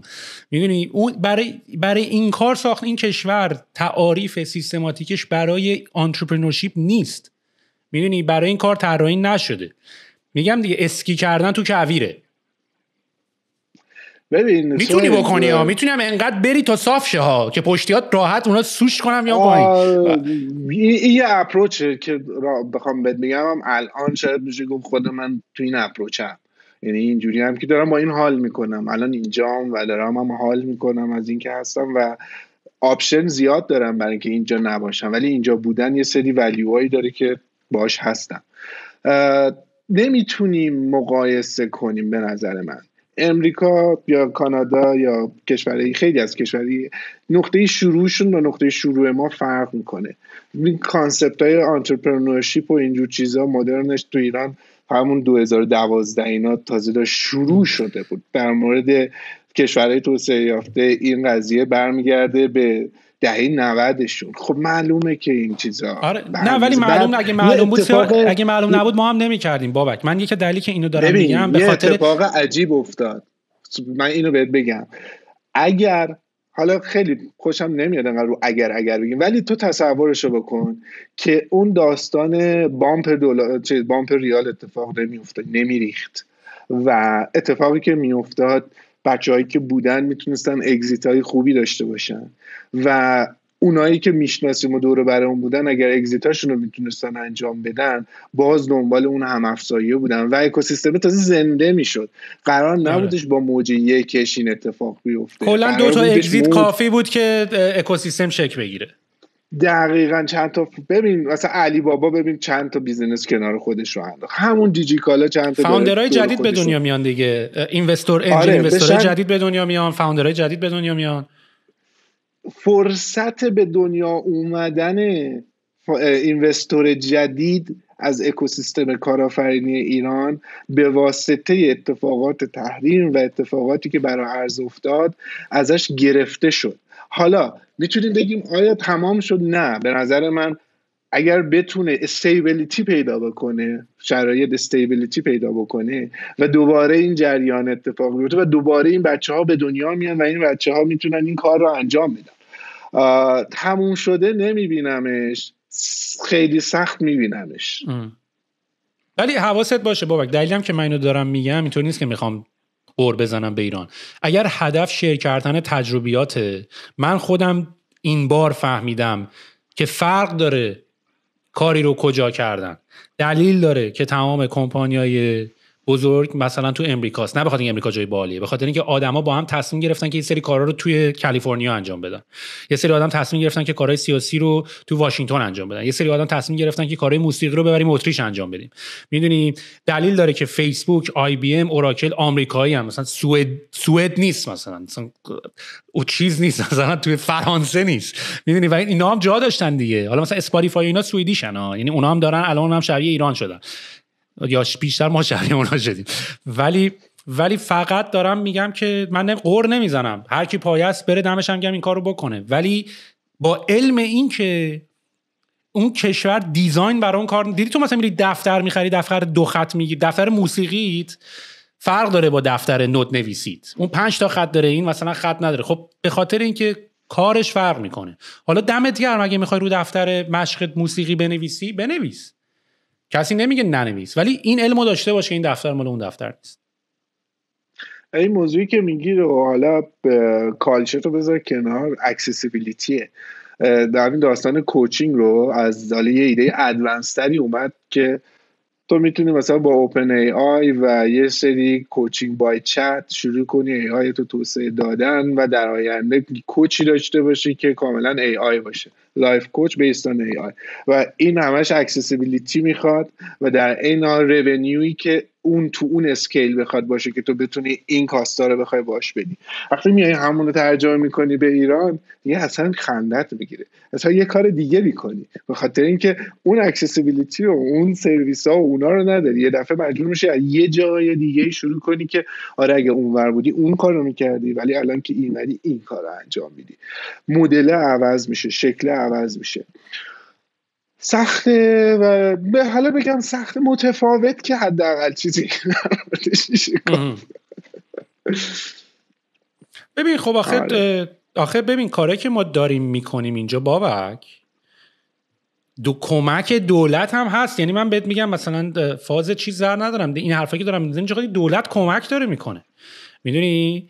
یعنی ما مثلا چه میدونم مثلا داستان شرد رو داریم که حقوق بچه‌ها رو گاورمنت اگه کانادایی استخدام بکنی تا 70-80% رو میده، میدونی؟ خب واسه همین بهت میگم سیستم همون قدری که تو استارتاپ خودت باید دیزاین کنی، استارتاپت هم تو چه محیطی داره این کارو میکنه مهمه، میدونی؟ دیگه انقدرم دیگه کارآفرینی هم دیگه انقدرم معنیش این نیست که مثلا از خاک کوزه بسازی، میدونی؟ اصلا نکته استارتاپ زدن برای سن ما اینه که پلاگ اند پلی شد، میدونی؟ وگرنه که دوباره باید همون داستان بابای پولدار و اینا رو باید بیاریم وسط دوباره. اون سری داشتی در مورد کوچ تو ادوایز میدادی که آقا خب اینا رو پلاگ اند پلی کن، اینا اونجا بیار اونا اونجا بیار. خب ما رفتیم سراغ همشی، بعد خب ببین سرویس ما فارسیه و ساده ترین چیزش اینه که اگر بخوای دسترسی عمومی داشته باشه تو نمیتونی اونجوری پلاگ اند پلیش بکنی و کارتو انجام بدی. باز همین از همون تفاوتایی که اینجا با اونجا داره. تو اونجا کاری که ما الان شاید مثلا 4 ماه داریم 5 ماه داریم میکنیم رو در عرض شاید 2 هفته 1 ماه انجامش بدی، ولی اینجا همه چی منوال ترای اند ارور، میری تا یه جایش به یه باگ میخوره، بعد یه دفعه میبینید پرایسینگ مدلش یه جوریه که هر جور حساب میکنی با اوپکس تو نمیخوره، به خاطر اینکه اینجا تو در نهایت داری تومن میگیری. یه سابسکریپشن چه میدونم 50,000 تومانی هم بگیری میشه $2. خب ولی 50,000 تومنه. آره میدونم چی میگی. بسیار عالی بابک. تو راستی اینو درسته من نگاه کردم، این داستان بیهیویر، یعنی اگه بخوای برای یه نفری یه رفتاری رو شکل بدی، بی مساویس با مپ. البته تو پست تو مت بود بیهیویر هم مت هم مپ. آره چون یه معنیش یکیه. آره یکیش پرامپت یکیش تریگر. آره ولی من داشتم به همین قضیه داشتم فکر می‌کردم، چون من یه مثالی توی پادکست قبلی داشتم میزدم که گفتم من برای اینکه بخوام هر روز ورزش بکنم اپل واچ هم بهم نوتیفیکیشن میده، بعد من اومدم دوچرخه‌مو آوردم تو خونه و گذاشتمش بالا و بعد مثلا همینجوری که دارم ورزش میکنم مانیتورم هم جلومه. بعد اینی که تو برای من فرستادی داشتم نگاه میکردم گفتم این عملا من آنکانشسلی دارم همین کارو میکنم. برای این که من بیهیویر ورزشیمو درست بکنم اپل واچ هم داره به من پرامپت میده و وقتی من پرامپتمو میگیرم چون دوچرخم بغلمه ابیلیتیشو برای استفاده کردن دارم و چون میخوام مثلا وزنمو کمتر بکنم یا مثلا هلتی تر باشم موتیویشن دارم. و داشتم گفتم تو پروداکت دیزاین هم این همیشه همینه. اگه یادت باشه مثلا بحث پرامپت رو ما حتی توی ریحون هم داشتیم که تخفیفای ریحون رو چه ساعتی باید پرامپت کنی، میدونی؟ تریگر این که تو مثلا ساعت 4 یو تبلیغ کنی نوتیفیکیشن میده که فایده نداره که مثلا، میدونی؟ و داشتم فکر می‌کردم که اتفاقا تمام اینا رو این همون بحث است که همون اولا با هم کردیم که دونستن یه چیزی با درکش متفاوته. من میتونستم مساویس با متو بدونم ولی الان درکش میکنم، میدونی؟ و درک کردنش باعث میشه که من تو پروداکت دیزاینم من بتونم اینا رو در نظر بگیرم. من این داستان یادگیری اینو مدیون شروین مشایخم. شروین یه ورکشاپی داشت تو حوزه پروداکت دیزاین و پروداکت منیجمنت.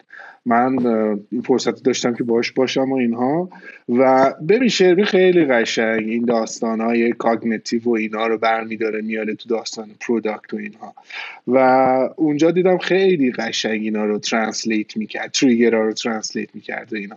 الان یکی از چیزایی که خودمون هم داریم با داستان اینه که ببین وقتی انگیزه بالا، سختی کار زیاده، چیزی که میتونه کمکت بکنه تسهیلگراست. خب مثلا همین سرویسی که ما میخوایم راه بندازیم که حالا مربیگری توش داره، مربی نقش اون تسهیلگره رو داره. یعنی کسی که انگیزه یه کاری رو داره ولی کاره براش سخته، میاد کنارش یه مربی قرار میگیره تا بتونه بخشی از این کار رو آسونش کنه، هولش بده به اون سایدی که کارا انجام میشه، تو اون سایدی که زیر نمودار انجام یه فعله و کار انجام نمیشه. آره بابک خیلی خیلی حال کردم باهات صحبت کردم، مخصوصا که یکی از دلایلی که مثلا من و تو خیلی با هم صحبت می‌کردیم بود که همیشه هی میرفتیم و تو به عنوان کسی که من یه تکه دلیلی که تو رو خیلی دوست دارم به خاطر اینکه باهات میشد بحثای رشد فردی کرد، باهات میشد کنارت وایسات، خودمون رو از جفتی از دور خودمون بتوپیم. میدونی من خیلی طرفدار توپیدم به خودمم، میدونی، یعنی من اصلا دنبال این نیستم که، یعنی مثلا حالا درسته این هم میگیم اینوستورا اینا اینجا، ولی همیشه تو خودم نگاه کردم اصلا حتی اگر اینوستورا، تو چرا با اینوستورا دیل بستی، تو چرا حرفشون رو قبول کردی، تو چرا گوش کردی، میدونی، یعنی هر جوره بخوای بیا نگاه کنی آخرش به خودت میرسه، هر جوره بخوای به قضیه نگاه بکنی. و من سر این قضیه خیلی باحال حال کردم، امیدوارم که به زودی ببینمت. خیلی unfortunate که اینقدر همه از هم تون جدا میشن. تو برنامه فعلا ایران موندنه؟ فعلا برنامه من ایران موندنه، مگر اینکه بنزنم بیرون. کوچتو رو میخواین لانچش بکنین؟ الان تو چه استیجی هست؟ چیزی داری برامون ازش بگی؟ ببین کوچتو توی مرحله دیولپمنتشه، ولی کلا اپروچمون رو یه خورده تفاوت ایجاد کردیم درش. یعنی اینکه برای اینکه بریم اون پروداکتی که تو کلمون تو دیدیش دیگه، با فرمامون هم دیدی و ادوایزت هم داشتیم، بخوایم بریم سمت اون، جاش داریم کاری که میکنیم اینه که بتونیم فیدبک بگیریم از آدما، واقعیت رو بریم بفهمیم. داریم روی مدیومامون کار میکنیم که معمولا بیزینس لانچ میشه بعد مدیوماشو لانچ میکنه فقط صرفا که مدیوم داشته باشه، ولی ما اینجوریم که مدیومامون رو داریم لانچ میکنیم تا سوال بشنویم. یعنی یکی از چیزایی که الان حکم جواهر رو داره برای ما، آدما بیان ازمون در مورد رشد فردی بپرسن، ما این سوال رو بتونیم ترجمه بکنیم و یه ستون و فقراتی رو برای پروداکتمون در نظر گرفتیم که خب این با همون دو دیتی که گفتم تقریبا 1.5-2 ماه دیگه بخواد بیاد بیرون، ولی الباقی چیزایی که قراره بهش اد کنیم، جایی که بخوایم الان پیچیدگی بالا ببریم، بر اساس دقیقاً نید کاستمرمونه. نید کاستمرمون رو از روی میدیوما میخوایم کالکت کنیم و درک کنیم. این مسیری که براش داریم، این که بخوام بگم که میخوام برم یا نرم، فعلا اینجوری هم که داره کار میکنه. الان خودم میتونم کار بکنم، تیمم تونستیم، حالا یه نفر از آلمانه، یه نفر از این وره، یه نفر از اون وره، تونستیم از این اتفاق کرونا یه ولیوی بسازیم و assetایی که شاید در حالت عادی مثلا من نمیتونستم هیچ وقت داشته باشم. مثلا دوستم که الان آلمانه داره کمک ما میکنه، اگه قرار فول تایم بره سر کار هیچ وقت نمیتونستم چی سرویسی داشته باشیم با هم کار جلو ببریم. داریم ازش استفاده میکنیم و کارو داریم جلو میبریم و فعلا میگم داره کار میکنه. اگر واقعا همون داستانی که بهت گفتم یه بمبی بیاد، یه چیزی بخواد باعث شه من نتونم کارمو بکنم، این دیگه کار منه سهیل، این دیگه ایکیگای منه، این چیزی که براش قد علم کردم و میخوام این کار رو انجام بدم. اگه کسی نذاره من این کار رو کنم، مجبور میشم برم یه جای دیگه این کار رو کنم. نه خیلی خوشحالم که بالاخره فکر میکنی روی کاری هست و خیلی احساس خوب و یه سنس ریلیف خیلی بالایی داره که آدم احساس میکنه که داره وقتش رو کاری که براش خیلی مهمه میذاره. یه سوالی که بابک من خیلی خیلی تو چت ها و مسیج ها اینا میگیرم از بچه‌هایی که میخوان تازه شروع کنن، یه سوالی رو میپرسن، گفتم حالا توی که تو الان تو اون استیج هستی شاید بتونی جواب بدی. اونم اینه که من این سوالو خیلی میگیرم، چجوری به ایده فکر میکنین، چجوری ایده رو انتخاب میکنین و همون اول که هیچی به هیچی چجوری میسازینش و تو الان عملاً شاید این 3 مرحله رو طی کردی. یعنی به ایده فکر کردی، ایده رو پیدا کردی و الان داری میسازیش. از این 2 تا جمله طلایی ها هست 2 تا جمله طلایی داری به ما بگی که مثلا واقعا، حالا جمله طلایی شوخی دارم میکنم، بگو برامون، چون فکر میکنم این سوالی که خیلی ها دارن همش اینجوریه که آقا ایده از کجا بیاریم، ایده چجوری پیدا بکنیم. ببین مهمترینش اینه که یه اتفاقی میفته برامون وقتی یه ایده به سرمون میزنه. همینم به سهیل میگم. سهیل میره مثلا به سیاوش میگه خب اینا که خدامونیم که معلومه که ایده سهیل و من سهیل اینا ما همون کانفرم میکنه. بازارت من کوئسشنر فرستادم واسه 800 نفر، ریزالتش هم کالکت کردم، ریزالتش هم داشت تایید کارهای منو میگفت. خب ولی فکت اینه که باز بازار من اونا نه، اونا باز همین کامیونیتی خودم بودن که خیلی مشابهت فکری با من داشتن. اون بادی جامعه، مثال الان مثلا مدیوممون مثلا اینستاگرام بخواد در نظر بگیر، دقیقاً اون کسی که الان داره تو اینستاگرام کار میکنه، داره فالو میکنه، داره یه پست رو میبینه، این داره یه بیهیویری داره انجام میده که قبلا این کارا رو کرده، یعنی آسونیش براش انجام شده، همه چی انجام شده. اون الان مخاطبته که بیای تو ازش شیرش رو بگیری که این چی میخواد. یعنی تو با یه ایده شروع کن ولی برو سراغ کاستامرت، حرف کاستامرت رو بفهم. و اون کاستامر سهیل نیست، کاستامر سیاوش نیست، کاستامر کامران نیست. خب کاستامر اونیه که دقیقاً با مدیومای رلوونت داره کار میکنه. اونو بدون ترس و یه چیزی داریم به نام کاست آف چنج. هر چقدر تو پروگرس داشته باشه هزینه تغییر بالاتر میره دیگه. خیلی ها میترسن از این که ایدهشون توی این مراحل اولیه دوچار تغییر شه. من اینجوری هم که خب اگه الان دوچار تغییر نشی بعدم بخوای دوچارش که پوستت کنده. اصلا اگه همون اول کار کنه یکم این داست که این چرا داره کار میکنه، این خیلی باید چکش خورش بشه. ما مثلا ترایب نمونه کار خود ما الان 2-3 سال و نیمه داریم چکش کاریش میکنیم، الان نمیدونیم چی کار داریم میکنیم. میدونی این برمیگره به اون حرفی داینامیک داشته باشه. آره برمیگره به اون حرفی که حالا مثلا ما هم تو ریحون 3 سال واقعا وقت می‌خواستیم چکش کاری کنیم بفهمیم مارکت چیه دیگه. من یادم نمیره مثلا یکی از دفاعیات علیرضا صادقیان این بود که آقا وقتی فقط گیر $1 میلیون بودیم که دوباره کمپانی رو بریچ کنیم برای یه ماه 2 ماه دیگه ببریمش جلو، اینجوری بود که آقا ما الان دیگه همه اشتباهامون رو کردیم، همه سوتیامون رو دادیم، همه کارا رو کردیم، همه پروسه ها رو درست کردیم، الان وقتشه. میدونی ولی دیگه متاسفانه آب قطع. ولی راست میگفت دیگه، یعنی ما هم همین احساسو داشتیم، ما هم هممون 1 سال و نیم 2 سال 3 سال زدیم تو سر کله هم دیگه تا این پروسه در اومد، تا اون به اون وصل شو، این به این در بیفته، با اون صحبت کنی، کانکشنات راه بیفته. ما هم 3 سال من اصلا دیگه رو هیچ ایده ای بابک زیر 3 4 5 سال حساب باز نمیکنم. یعنی هر کاریو کردی توش مینیمم 5 سال مینیمم. یعنی حتی به نظر من ببین یه چیزی مایندستی بود خیلی قدیم داشتم، داستان اگزیت خیلی چیز مهمه. انگار یه ابجکتیو بود به نام اگزیت. الان ابجکتیو اگزیت من ندارم، ابجکتیو زندگی کردن با ایده‌مو دارم، ابجکتیو زندگی کردن با اون کارا رو دارم که آقا دی تو دی منو پرت کنه از تختم بیرون، برم سراغش، باش حال کنم.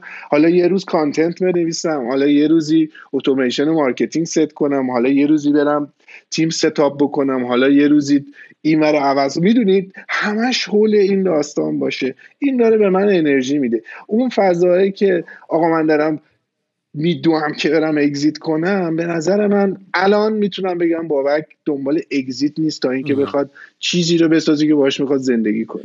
اصلا من یه چیزی که از این ناول یاد گرفتم، ناول انجلس، چون ناول نمیدونم فالوش کردی یا نه، اتفاقا تو خیلی باش رابطه برقرار میکنی، با جو روگن هم پادکست داشته، خیلی هم حرف میزنه، تو کلاب هاوس و یوتیوب و اینا هم میتونی بری.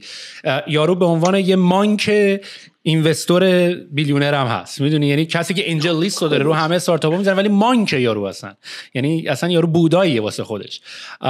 و کلا قضیه اینه که تو میخوای به یه فریدامی برسی که صبح از خواب پا میشی، همون موقع تصمیم بگیری چیکار دوست داری بکنی، چیکار دوست نداری بکنی. به این خلوص میخوای برسی، میدونی، یعنی به اینی که تو الان باید برای این میتینگ حاضر باشی، باید با این آدم صحبت کنی، باید با این آدم جلسه داشته باشی. تو صبح خواب پا میشی، انقدر زندگی تو درست دیزاین کردی و آدما رو همه سر جا گذاشتی که تو فقط باید از صبح خواب پاشی بدون هیچ مسئولیتی تصمیم بگیری امروز میخوای چی کار بکنی. این دنبال اینی، میدونی. حالا شاید این حرفه الان خیلی سطحی برداشت بشه، بری پی قضیه رو بگیری بری ببینی قشنگ یارو چی میگه، قشنگ متوجه میشی. و پیشنهاد میکنم حتما مثلا پادکست رو جو روگن گوش کن. میدونم تا 2.5 ساعت رو گوش نکنی ولش نمیکنی. من یکی از چیزایی که خیلی با تو حال میکنم دقیقاً این فیداییه که بهم میدی. یعنی یه خط میگی یه دفعه میبینی 2 هفته اصلا درگیر آدم درگیره. من خودم آخه همینجوری اصلا یه چیزی 2 هفته درگیر قضیه‌ام. آره بابک خیلی خیلی حال کردم. دمت گرم وقت گذاشتی با هم صحبت کردی. طبق روال همیشگی نه که ما 4-5 ساله داریم برنامه میسازیم ولی چیزه، یعنی معمولا جلسه‌های اول و اینا همیشه خب مثلا طول میکشه آدینس و خودم و اینا هم باید کچاپ بکنم و اینا، ولی ان شاءالله دوباره توی پادکست دیگه میذاریم، قشنگ میریم کالبد شکافی میکنیم، پته همه رو میریزیم رو دیگه وقتشه. آره حتما عزیزم، حتما. دمت گرم بابا، خیلی ممنون. کیف کردم دیدمت، خیلی کیف کردم و چسبید، کلی چیز برام بالا اومد. مرسی عزیزم. ان شاءالله دوباره بعد کرونا این پروازا و اینا باز شو اینا، من نمیدونم ما هم احساس میکنیم انگار جدا شدیم، مثلا ما مریخیم شما مثلا کره زمینی. ان شاءالله مثلا سریع دوباره هم دیگه رو ببینیم. ما که اینجایی هم نمیبینیم ما که اینجایی هم نمیبینیم. آره بعد کرونا. دمت گرم بابک، خیلی حال کردم. مرسی عزیزم. شاد بشی. قربونت برم. قربونت، خداحافظ.